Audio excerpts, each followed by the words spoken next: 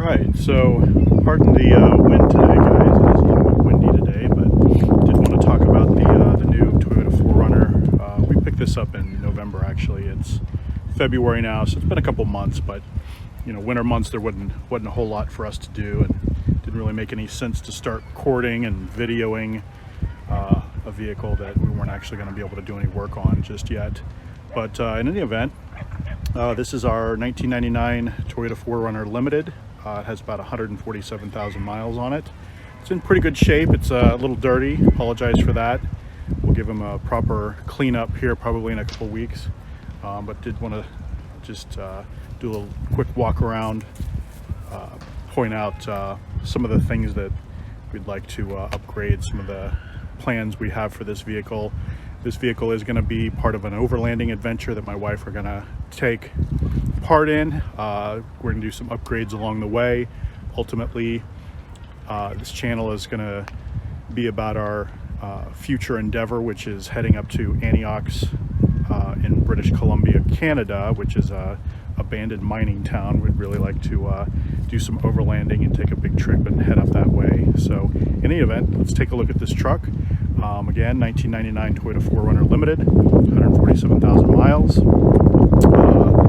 This is mica green. It's got the limited trim. A couple things to note. The paint's in pretty good shape. There are a couple of clear coat issues around the door handles and whatnot, but as far as I understand, that's pretty common.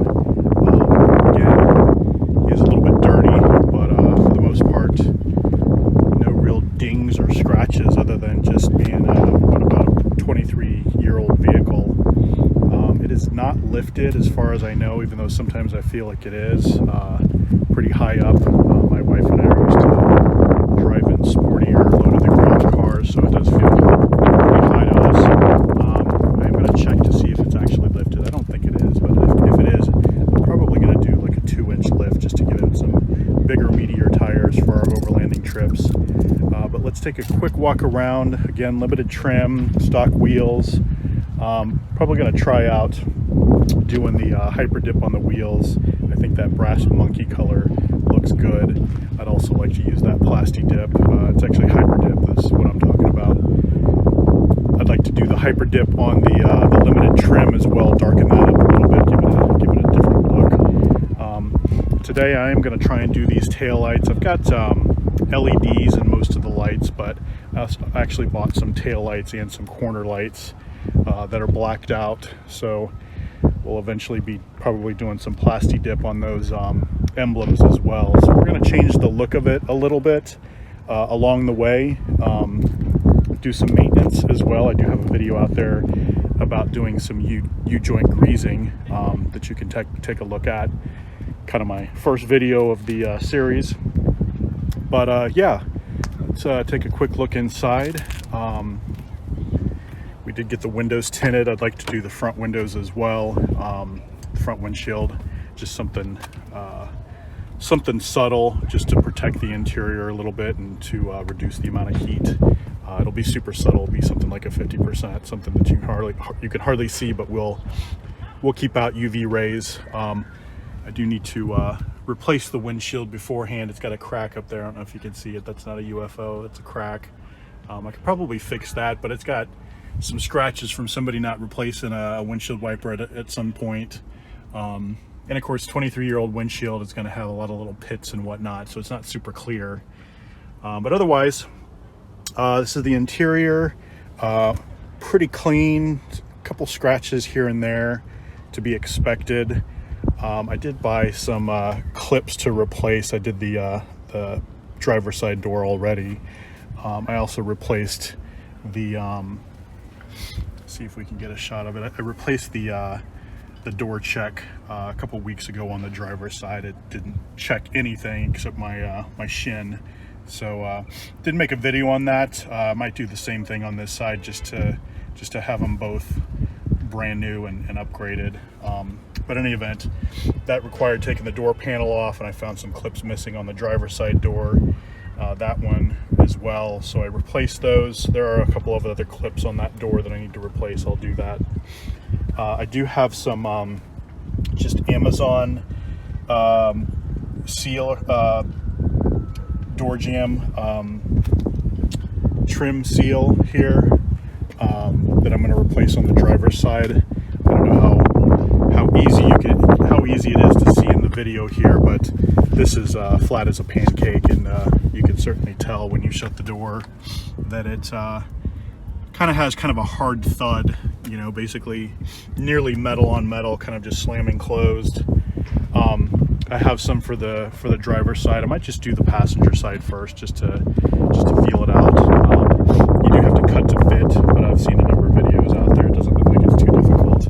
I could get the OEM, and I might one day, but it's like 100, 115, 125, 150. I've seen a wide variety of prices for it per door. So the stuff I got was about $25, something like 7,000 ratings, all at about 4.5 stars. So I mean, it's supposed to be like a 10-minute job. So in any event, yeah, interior is pretty clean. Let me swing around to the driver's side,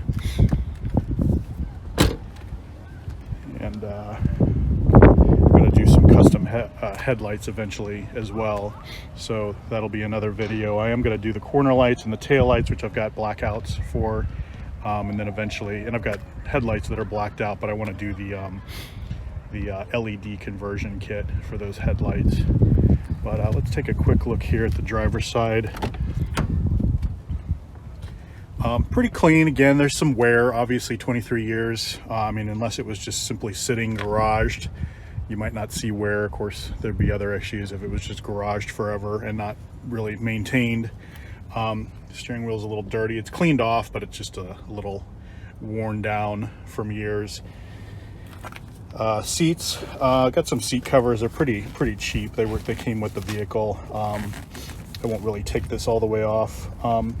They're not great. They're pretty dried out, pretty crumbly, the leather. So I actually found some websites that offer replacement leather. Not too expensive, obviously not cheap either, but something like $200 or $200 or $300 for a set. I'm also going to get seat heater elements to go underneath them, just so we can have heated seats up front when we're overlanding. Yeah, probably one of the other major things that I'm going to do with this vehicle is the sunroof. It does leak. It doesn't open. The motor kicks. I can hear it kicking. It sounds like it's pretty strong. It's the tracks. I guess there's a plastic coating around the wires that pull and push the sunroof open, and that plastic coating crumbles and then clogs up the track, and then prevents the cable from sliding back and forth. So I hear the motor. I think the motor's fine. I think it's just that plastic track has crumbled and is jammed up. It's like a little tube that the cable runs in, and the tube's all jammed up now with the crumbled plastic. But I taped it up because it leaks.